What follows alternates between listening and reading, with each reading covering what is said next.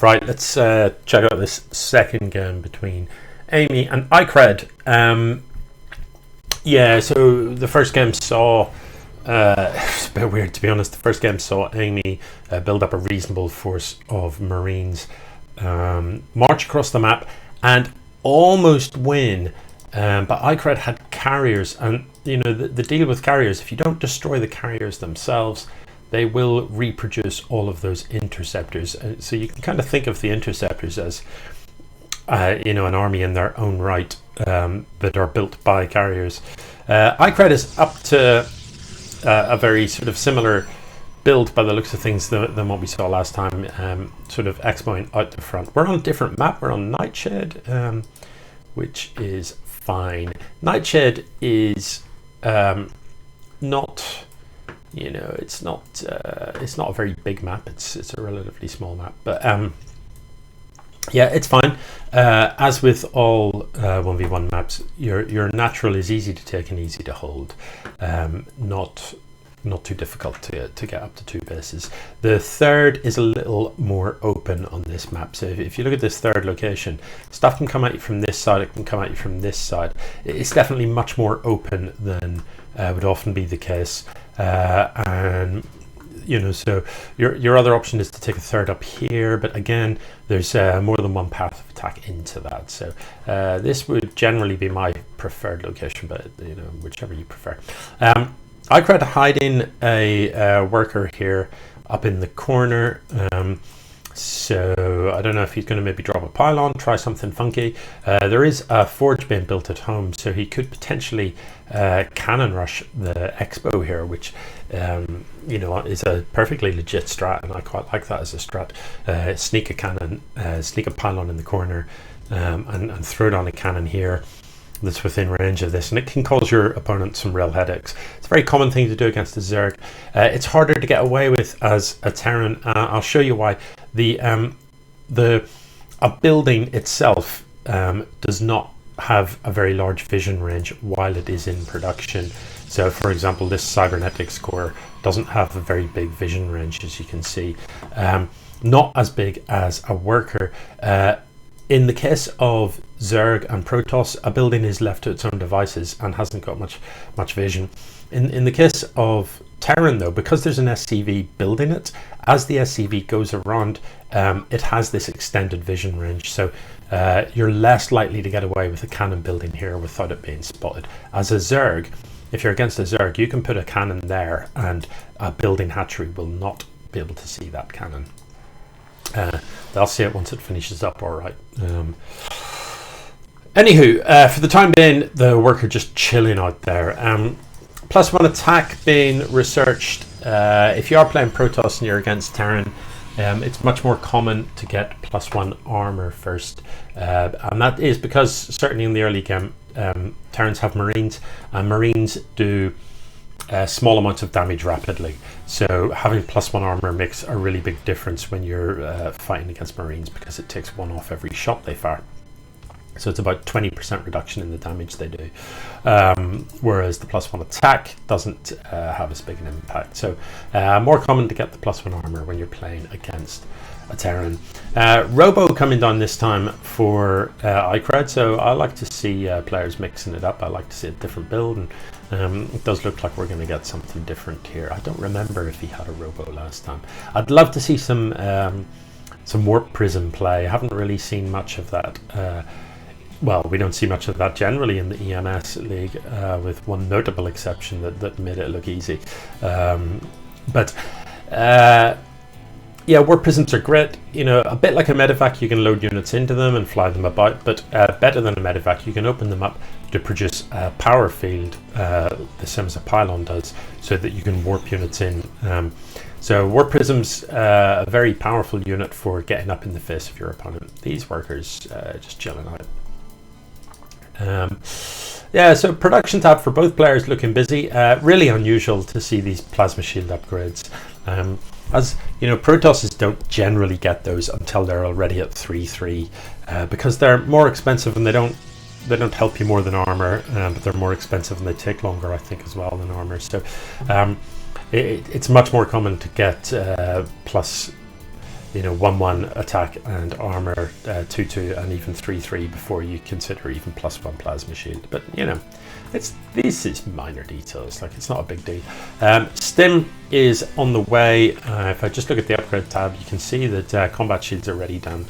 So looking good and normal from that point of view. You can see Aimie again doing a reasonable job of expanding his production facility as his income increases, and that is very good to see as well. So going up to 4 racks here, one of those with the 5 racks, one of those with the reactor, you know, so he'll be able to get Marines out 6 at a time. And once you've got 2 bases saturated, you can certainly afford to support that sort of production. Interested that there's no starport yet, and you know, if you're building a lot of Marines, that's a crucial inclusion. You need to have those medevacs to heal the Marines up, especially once you're using Stim. You know, Stim's a powerful upgrade, but it basically does damage to all of your units, but makes them move and shoot faster. So it can be really useful for running forward and sniping a target, or just in general in an engagement for increasing your DPS. But you've got to have the medevacs. So the Robo Bay coming down on the Protoss side of the map, and a second robotics facility. So it looks like perhaps we're going to see some Colossus. And why not? Colossus are fantastic against Marines. Oh, there's actually 3 robos here. You know, in general, to afford production from 3 robos, you're going to need a bit more than 2 bases. Colossus are remarkably expensive units, but incredibly effective against Marines. They do sort of splash damage in a line, and once you have a bunch of them, they can just absolutely annihilate a Marine army. And they've got a very, very large range as well. So we can see some good stuff. No, I'm pretty sure there's a warp prism somewhere, just not that long after I was talking about wanting to see some warp prism action. We do have some warp prism action, so we'll see what this gets done. Eye on the production tab, there is indeed Colossus in production. Let's have a quick glance. I don't really need that, we've got that information at the bottom, but army supplies are pretty even, but this warp prism could well catch Aimie out of position, so there's a pretty good chance that Icredd can just unload. And look, he's just got a couple of zealots, a couple of stalkers. The more typical thing is to just chuck in some zealots, to be honest. But you know, anything that you put in here is great. So straight away these guys are getting work done, and it is going to be some time. Actually, Aimie hasn't reacted yet. Now, Aimie, when you're dealing, and this like applies to everyone, whether it's a drop from Protoss or a drop from Terran, top tip: only pull the units you need to deal with the drop. If you pull your whole army, you know what your opponent is likely to do is load stuff up. Oh my goodness, he's attacking his own CC. Load stuff up and just fly somewhere else and drop the units back out somewhere else. So ideally split off the units that you need. The other thing to do is pull the workers out of harm's way. You know, those weren't even charge lots, they were slow zealots killing your stuff. So it would have been straightforward to just grab your workers, right click the minerals down here, and get the workers just out of there. So this upgrade that we can see coming is range for the Colossus. These immortals are going to come in really handy too. They are so tough. Now they don't do that well against Marines, but they're great against Marauders. They do bonus damage, I think, against armored is how they work. So Marauders would generally be your solution to a Colossus heavy opponent. I think this is an error. This warp prism's picked up. Oh no, this could get sniped with the Colossus in it. Oh, that is really painful and expensive. I don't know if he meant to pick up the warp prism there. He needs to get these siege tanks sieged up. They're currently just in the way. This is not a great engagement. You can see the Colossus doing that splash damage. The Colossus falls, and these immortals against Marines don't fare that well, but they do incredibly well against the Marauders.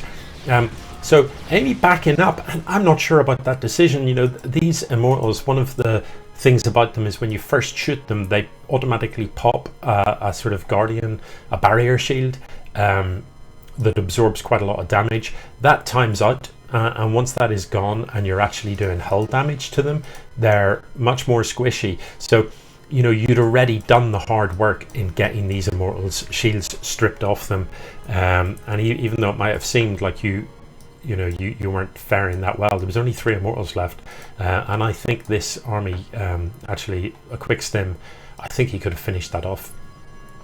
He's going to have a much tougher job now with 2 more Colossus out, and you know, more Colossus presumably on the way as well, coming from this one. So yeah, I think he had an opportunity there to just push his advantage and possibly win, but no matter, decided to go home. Now Icredd needs to think about expanding. His main base, as you can see, is starting to mine out, so doesn't have as much income anymore, only it probes effectively mining from there, so he really needs to get that expand up and going if he wants to continue this. Let's have a look at the income tab. If he wants to continue sort of Colossus production, so you can see that Aimie has you know, a substantially bigger income going on there with the 3 bases, and actually the 4th goes down for Aimie at roughly the same time as the 3rd for our Protoss player. Now it looks like he really wants to do a Colossus drop, and a Colossus drop is a beautiful and wonderful thing, and I'd really like to see that. What I'd really like to see is the double prism, 2 prisms, so that you pop out 2 Colossus, because 1 Colossus won't kill workers, it will damage them, and it'll take quite a few swipes. If you pop out 2 Colossus, then I think 2 Colossus can one-shot the workers, and that is pretty boss. The other thing to bear in mind if you're doing this sort of drop play is there is an upgrade. There's an upgrade that you can get from the robotics bay that makes your war prisms faster, and that's a really useful thing to have, because you can just run in here, drop a couple of Colossus, War of the Worlds all over the show. So Colossus drop incoming. This is going to be pretty cool. Out pops the Colossus, and you can see there the amount of damage it's doing to these. If there was 2, each one of these swipes would actually kill the workers underneath. You don't want to stand and fight against the siege tank. The siege tank will punch through that Colossus. You know, always bear in mind, a siege tank and a Colossus might be, I don't know who would actually win just 1 siege tank against 1 Colossus. It's not something you ever see.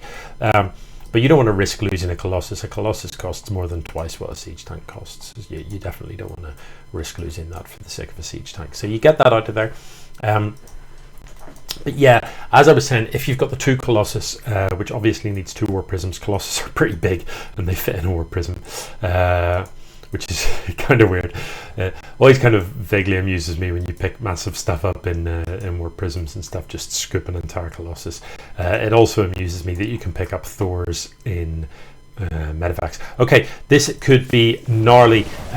So the Colossus are going to be the damage dealers here to these Marines, so he needs to try and focus those down if he can. Siege tanks siege up. Now Immortals do really well against siege tanks with the bonus damage against armored, and with those funky shields that they've got, they don't take that much damage from the siege tanks. So this was all a bit back to front compared to what you wanted it to be. What you want to have happening is you need to kill. You don't want Colossus shooting Marines in a narrow gap like that, because they melt the Marines. Marines are light and the Colossus just destroy them.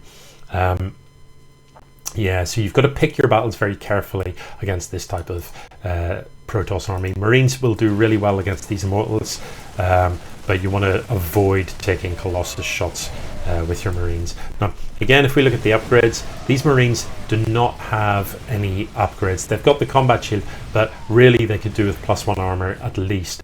Our Protoss has got +2 attack and +1 armor, so you know these Marines need at least +1 attack to counteract that +1 armor.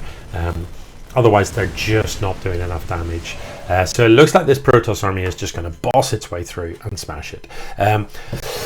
Okay, so Aimie, you know, and other Terrans might be wondering, what do you do against that? As I said, your Marines will do well against those Immortals, and that's fine. But you need a little bit of air to take out those Colossus. So Vikings are your friend. Vikings can do incredibly well against that Colossus build. They shoot very long range, and you know, if you build sort of 6 or 8 Vikings, they will gun down those Colossus remarkably quickly, and you can kind of dodge backward and forward with those Vikings, come in, snipe the Colossus. That particular Protoss army didn't have anything that shot up, so you could just park your Vikings on top of it and obliterate the Colossus. Then you can stim the Marines in to deal with those Immortals. So something like that. The other thing to bear in mind is that your Marauders will do much better against Colossus than Marines because they're armored. Colossus generally aren't good against armored stuff. They're good against light stuff like Marines. But the Immortals are the opposite. So you need to kind of pick that battle really carefully so that your Marauders are attacking the Colossus and your Marines are attacking the Immortals. Easier to just crank out Vikings to deal with the Colossus, and possibly Ravens to throw out those armor shredding missiles. Anywho, that was a good game. I enjoyed that. GG.